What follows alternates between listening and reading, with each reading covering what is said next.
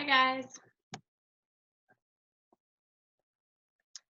Um, okay. So I am waiting to see if I hear from Clayton, but have either of y'all heard from him in the last couple days? I have not. No. Okay. Well, do y'all want to go ahead and meet?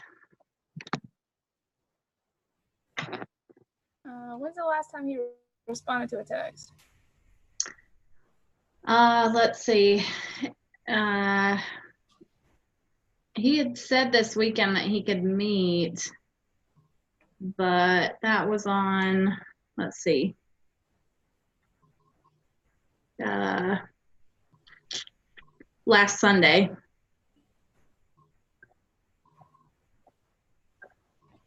And I tried texting him earlier today too, just to see it, like if he was able to meet, but he never responded to me.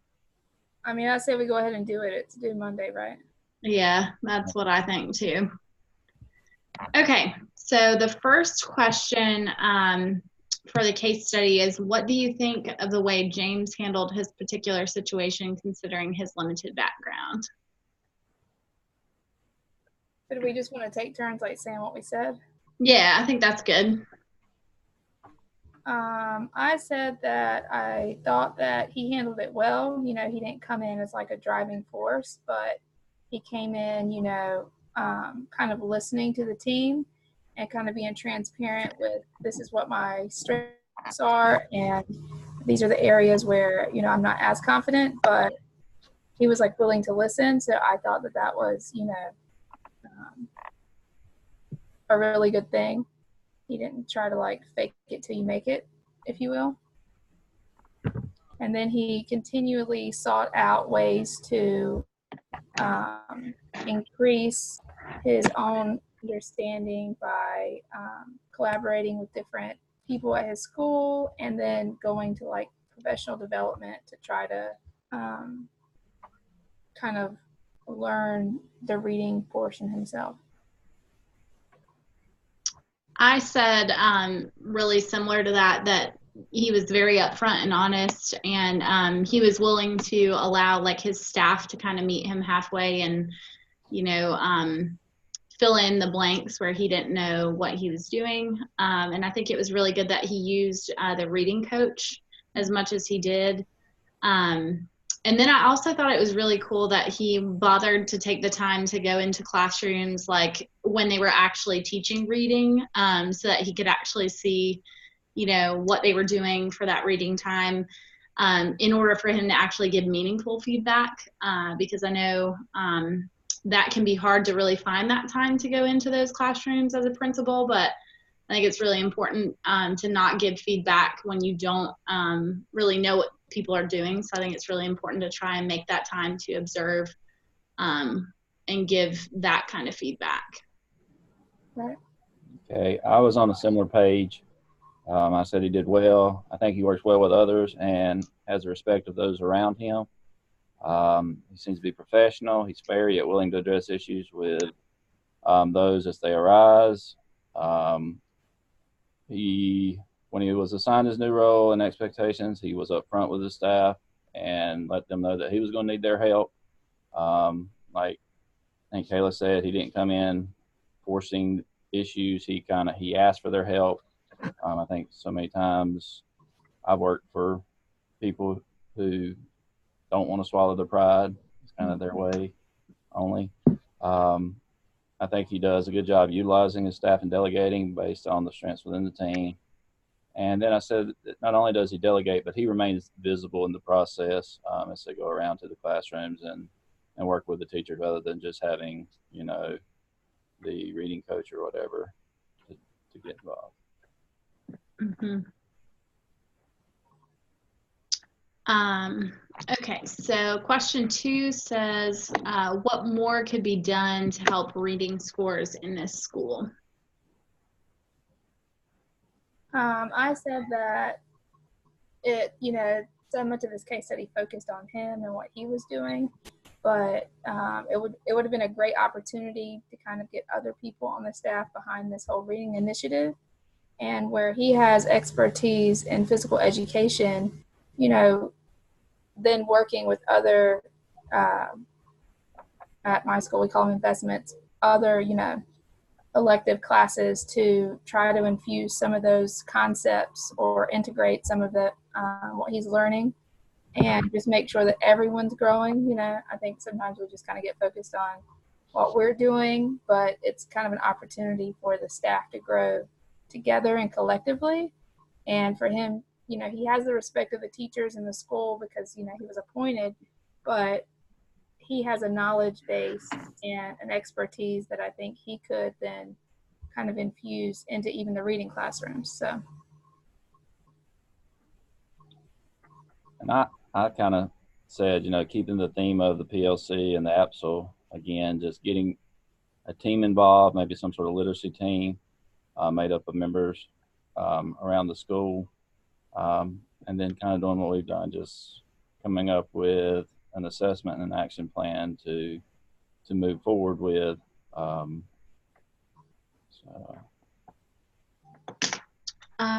Those are, I didn't even think of any of those ideas. So I think that's really cool that we all kind of had different ideas.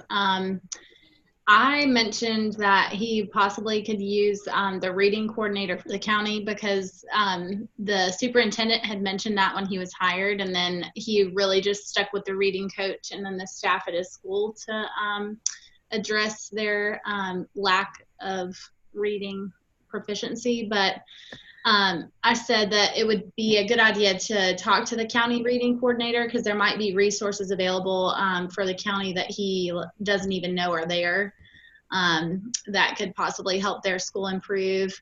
And then I also said, kind of bouncing off the idea of us having to search for online resources that we could use, that there's tons of free online programs that the school could potentially use to help with reading comprehension. Right, so for question 3, it says, what additional resources could James utilize to help the school improve? I stayed with what you just said with the online resources, finding resources there that would work with reading, as well as looking for professional development opportunities outside of just his coach providing that for his staff. For both he and his staff, maybe do some professional development and literacy strategies. This is the question I kind of went the way of what we've been learning with the Axel, and kind of do some research. And I also mentioned, the greatest resource you have at a school is the people you share it with. And while it seems everyone's very supportive and on board with him taking the lead, just making sure that everyone's voice is heard and not just like the reading coach, but everyone's kind of sharing those ideas and collaborating, and then coming back to the table with what they learned or what worked, what didn't work, just to make sure that everyone kind of has access to the same, core of knowledge or whatever seems to be working in other classes, because it's often that you can just become an island and do what works in your class, but then there's someone down the hall that might be struggling that had they known, Mm-hmm. I got really specific with mine because I had used the online resource idea in the previous question. So I looked up 2 free online resources. One of them is called Bookopolis, which I'd never heard of, but it's kind of like a social media program for books. So it's only available to kids that are grades 1 through 8, but they can go on and talk to people that have read the same books as them and comment on the books and talk back and forth about them. So it could get kids excited about it. And then another resource was the free reading program, which has vocab and reading comprehension activities for grades K through 6. But I don't really know if these resources would necessarily work because it didn't mention, unless maybe I missed it, but I didn't think it mentioned what grade level this school was. So I mean, these resources I looked up are only available for K through 8 schools. So if it's not a K through 8 school, then it wouldn't work. But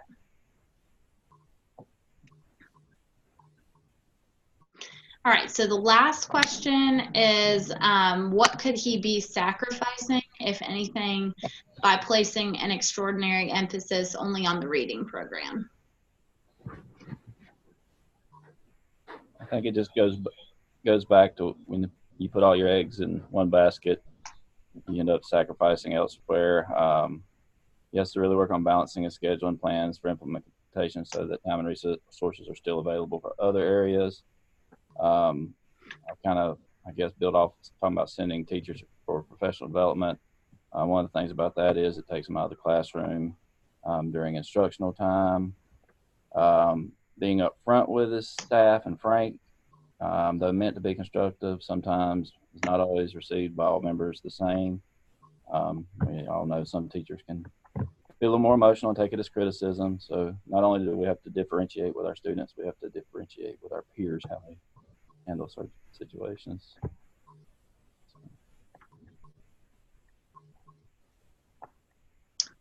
I kind of said very similar things as you, because I said, especially when you're focusing so much on reading, the other areas in the school might suffer.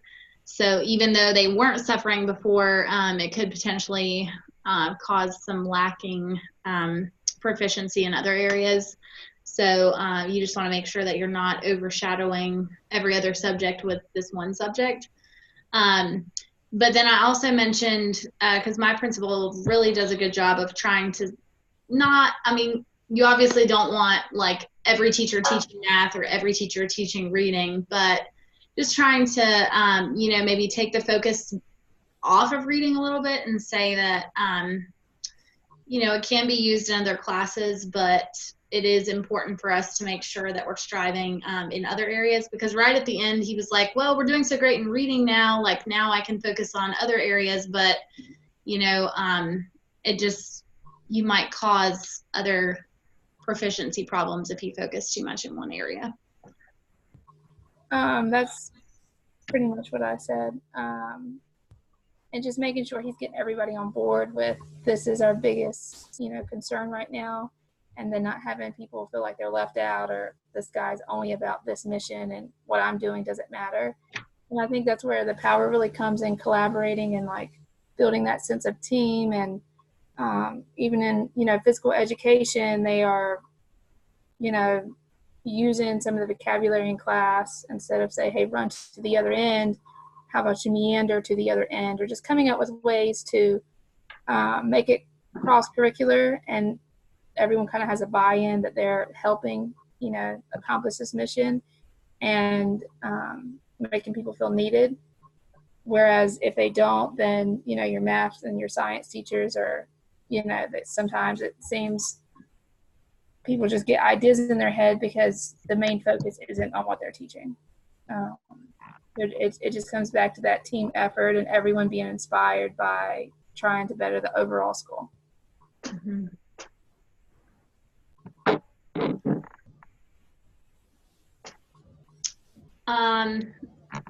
I feel like, I kind of want to know, like, your school's, like, how your administrator is compared to mine, to finish out, just because I feel like mine does a very good job of balancing other departments, but I know that there's definitely situations where principals don't do a good job about that. So I just kind of want to get y'all's opinion on how your administrators deal with that balance. Well, my administrator was hired last year to kind of take over and reboot the school. She was actually one of the two people that wrote the founding charter, and she used to actually work on the charter board panel that like approved charters for the state of North Carolina. So she has started 7 charter schools, and for her to come back to what originally was one of the best schools in Charlotte to it being one of the worst, and trying to reboot it, and where it used to be very, very diverse, now it is, 95% African American.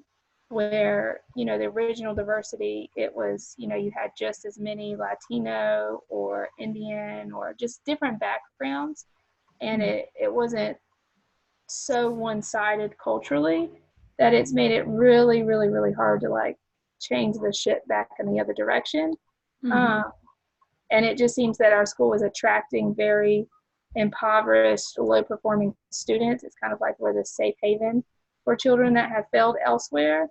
So when you're trying, the whole mission is to, you know, get to a B school from a D school in a year. It kind of seems like the better teachers are just so overwhelmed at the undertaking to start with that, you know, you put one scoop of dirt in the hole to try to fill it and two more come out. So it really has come down to just inspiring people to like really be better than themselves and really get behind what we're trying to do collectively, because it's nothing for, you know, our janitor to push in and help with a small group, or, you know, the nurse, all of a sudden she's over there teaching math to a small group, because everyone's kind of around this concept of this has got to get done. And there's obviously not enough bodies in the building, and there's no money to hire them. So I really kind of see the power behind that, where I haven't seen it in, you know, traditional public schools before.